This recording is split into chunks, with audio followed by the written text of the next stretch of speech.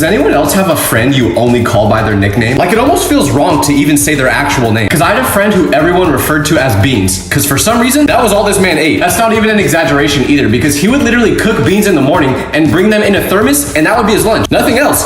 Just beans. So that's what we'd call him. But since we never used his real name, there was one day where he didn't come to school and I had a class with him. So when he didn't show up, the teacher, who knew I was friends with him, said, "You have any idea why Evan isn't here?" And I was like, "Who?" Then she goes, "Evan, you guys are always talking to each other." But for about 5 seconds, I had no idea who she was talking about.